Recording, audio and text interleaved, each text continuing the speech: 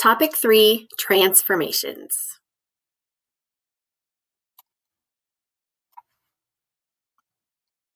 Rigid motion. Rigid means stiff. It doesn't move. So any object that moves but doesn't change the actual object is a rigid motion. So these are some examples. Notice the angles. This right angle, for example, is not changing. It's still a right angle, 90 degrees. These side lengths are not changing. So for rigid motions, side lengths don't change. They're preserved. Angle measures don't change. Those are preserved.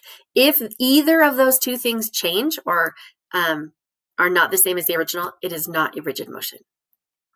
Reflection. When you look in the mirror, you see your reflection. So there's a couple things you need to know about reflection, one of which you will do on the graph. You will have this line of reflection or axis of symmetry, and it flips over. On a graph, it's a little bit easier to see. If this was my line of reflection, I have this pencil or pen, it would reflect this way. It's not like a movement this way. It goes that way, ends up here, ends up there. Okay, so it is a mirror image of the original object.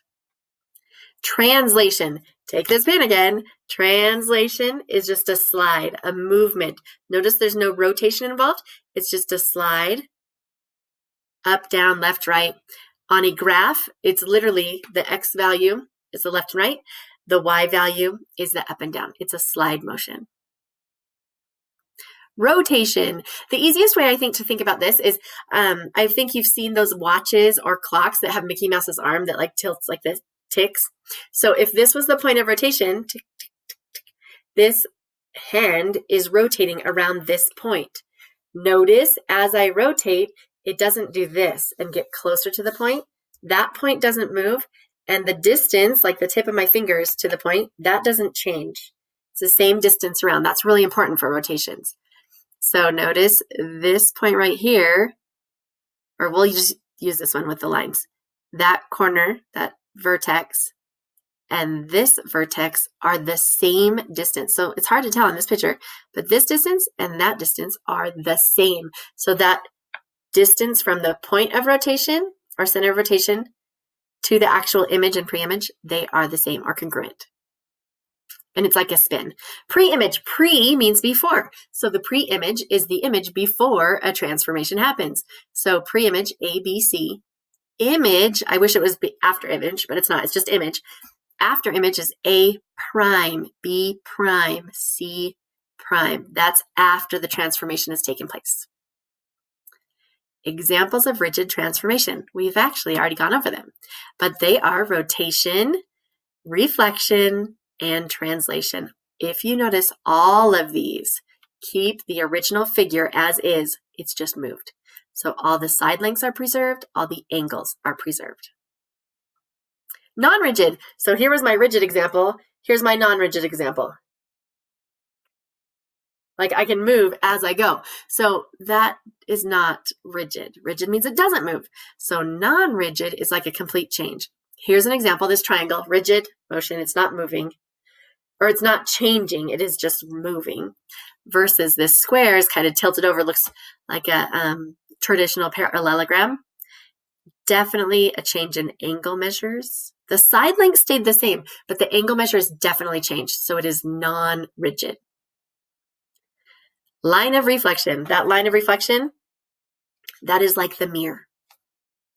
And if you look at the distances from red dot to line of reflection, red dot to line of reflection, this red dotted line, actually each of these dotted lines, they are bisected at a 90-degree angle. So this line of reflection is actually the perpendicular bisector connecting the segments of each corresponding part. So tick marks here and here, because they're congruent. Here and here, they're congruent, and these red ones as well. And then each of these angles is a 90-degree angle. That's really important for reflections. So the line of reflection will always create a perpendicular bisector with those connecting corresponding points. Angle of rotation, like the clock, it's the angle in which you rotate. So this angle in degrees is the angle of rotation. Center or point of rotation, I've already talked about that too with the clock. It's this point the point in which the object rotates around. It doesn't get closer. It just stays the same distance the whole time. And sometimes the object is actually on the point of rotation, and that's totally fine. Sometimes the point of rotation is in the middle or inside the object. That's fine too. Just make sure that, like for this example, B and B prime, those are equidistant to O. So B to O and B prime to O, they will be the same distance because that distance does not get closer or further away from the point of reflection or the point of rotation. It stays that same distance away. Point symmetry. This is kind of a weird symmetry. It has to do with the rotation. I'm just going to show you the picture because it's hard to explain otherwise. So it's a rotation that's exactly 180 degrees. Then a figure maps onto itself, like it lines up perfectly and you can't even tell the image is on there. It only works with 180 degrees. So if I do this with my hands, you can see the other hand, right? You can still see it. It's not the same. It's not the same. It's not the same. So my hands, they don't have point symmetry because the only time they come back together is at 360 degrees, which I cannot physically rotate. Okay. But if they rotated exactly 180 and they look the same, then it has point rotation. So look at this S. If I took this tip right there and rotated it all the way around to there, it's 180 degrees, exactly 180, and it's the only symmetry it has. So rotational symmetry, exactly 180 degrees, is called point symmetry. Composition of rigid motion. Now, rigid motion, rotations, reflections, translations, the three we talked about at the beginning. Composition means putting together more than one. So this is just more than one movement at the same problem or at the same time. So here's a combination. Starts out with triangle ABC, and it reflects across line L, and it's A, B, D, C prime, B prime, and D. That's the new labeling. And then it rotates around point D. And here's the new triangle, D, F, E. So it's a combination of more than one. In this case, reflection and then rotation. Reflective symmetry. Now, this is different than just a reflection. It's symmetry within an object. So let's look at these visuals. If I put a mirror right down these dotted lines, I would see whatever's on here. It would look exactly the same on this side of the mirror or line of reflection.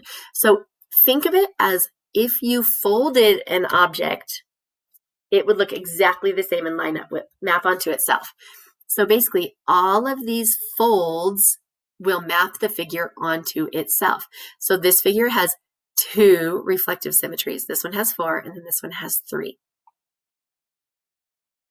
Rotational symmetry. This is similar, but it's how many times can it rotate and map onto itself. So again, I couldn't rotate my hand at all except 360. That doesn't really count. But if I rotated my hand and it just happened to look exactly the same as the original figure, like this, like 90 degrees, then I would say it would have rotational symmetry at 90 degrees, and then maybe 180, and maybe 270, and I would calculate it from there. So let's look. Here's an example of square. A square you can rotate 4 times. So if I rotate it, here's the top, 1, to the bottom, 2, 3, and then 4. So you could rotate it each of those ways. And so you take 360 divided by how many times you can rotate the figure and map it onto itself so you can't see it. So 360 divided by 4 is 90. So you would say this is a 90 degree, and you would add 90 more. So this is actually 180 degree rotation, and then add 90 more to that. So this is 270. And then you return back to the 360. Okay, that's topic 3. I left you some blank slides in case you want to add your more terms or more examples, and hopefully you will learn these terms very quickly. I hope this helps.